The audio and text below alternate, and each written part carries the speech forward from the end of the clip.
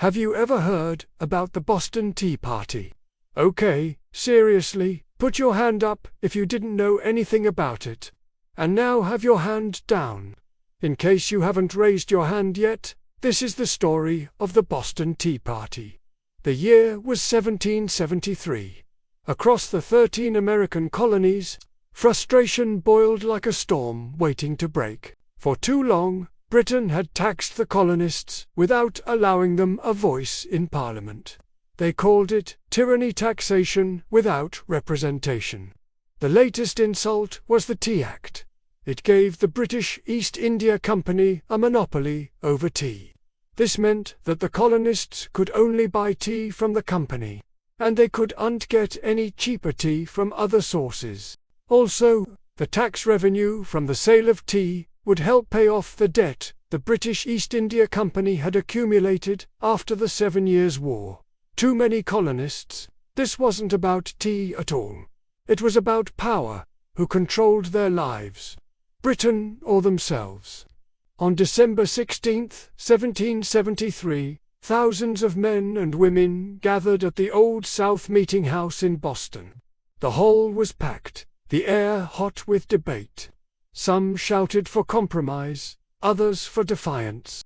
At the front stood Samuel Adams, a fiery leader of the Sons of Liberty. If you don't know who he is, well, there's a whole video about him on this channel, so check that out later. Hours of discussion brought no peace. As night fell, Adams rose and declared, "This meeting can do nothing more to save the country." The crowd erupted. They knew what came next. There was no turning back. A band of about 60 men, some disguised as Mohawk Indians, slipped into the night. Faces painted, cloaks pulled tight, they marched toward Boston Harbor. The ships waited, the Dartmouth, the Eleanor, and the Beaver. Their holds bulged with T-340 chests, each one worth a fortune. John Hancock, a wealthy merchant and another leader of the Sons of Liberty, owned the liquor store where the group met. He wanted to lead the charge. In the end, though, his injured knee forced him to stay behind. Instead, he sent his servant, a young man named George Robert Twelts. Hancock helped plan the attack and agreed to foot the bill for any damages done. So when Toolves approached the ship's captain and asked if he was aware that a party was about to board the vessel, he identified himself and informed him that he would personally cover any costs associated with clearing the cargo. Captain James Lindsay refused, believing that the tea was his and not subject to loss. This decision proved fatal for him and those around him. One by one, the rebels climbed aboard. With axes and strong arms, they smashed open the wooden crates. The harbor echoed with the crack of splintering wood. The air filled with the bitter scent of tea. For 3 long hours, they worked. Chest after chest, crate after crate, tipped into the freezing black water. And as the first rays of sunlight touched the horizon, not a drop of tea remained aboard the ships. The harbor itself became a giant teapot.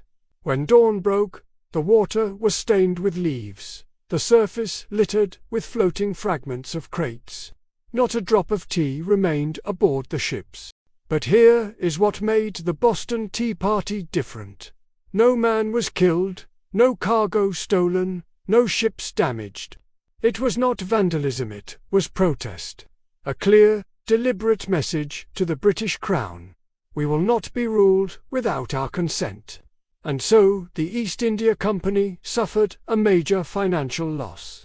However, this was not the only consequence of the Boston Tea Party. In the aftermath of the Boston Tea Party, colonial leaders called for a boycott of British goods, and merchants who traded with Britain faced significant financial losses. Additionally, 5 of the 9 members of the East India Company's board of directors resigned due to pressure from shareholders.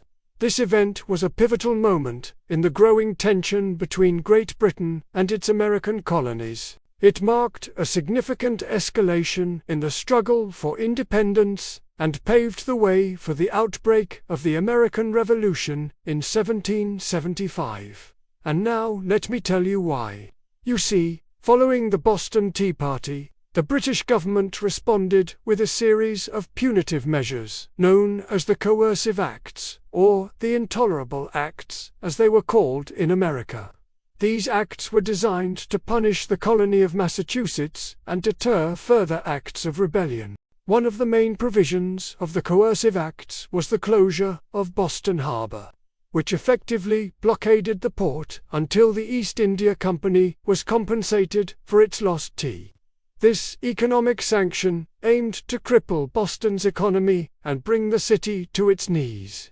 However, it had the unintended consequence of galvanizing the other colonies, rallying them to support the cause of the beleaguered Bostonians. Furthermore, the Coercive Acts included measures such as the Massachusetts Government Act, which curtailed the powers of the colonial legislature and the self-governing institutions. The acts also provided for the deployment of British troops in Massachusetts, and allowed for the quartering of soldiers in private homes. These measures were intended to tighten British control over the colony and ensure the enforcement of the Coercive Acts. However, they only served to deepen resentment and animosity among the colonists. The increased military presence and the curtailment of civil liberties fueled the flames of discontent, making the path to reconciliation even more difficult. As tensions escalated, colonial leaders convened the First Continental Congress in Philadelphia in 1774 to coordinate a response to the Coercive Acts. The Congress sought to assert the rights of the colonies and devise a plan of action to address the grievances they faced. The delegates condemned the Coercive Acts as a tyrannical infringement upon their liberties and called for a boycott of British goods.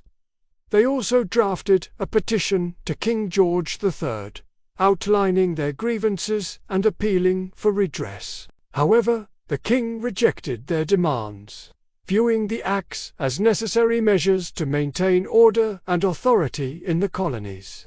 With the breakdown of diplomatic efforts, the situation grew increasingly polarized. Secret committees for assisting the distressed, known as Committees of Correspondence, were established in every colony to disseminate information and promote resistance. By the time the Second Continental Congress assembled in 1775, the die was cast. The relationship between Britain and its colonies had deteriorated to the point of no return. The Boston Tea Party had been a pivotal moment in this trajectory, marking a decisive break with the policies of the British Empire and setting in motion the events that would lead to the American Revolution. If you want to know more about the American Revolution, check out the playlist here. And remember, to stay up to date with all things historical, subscribe for more content. Thank you so much for watching. Stay awesome.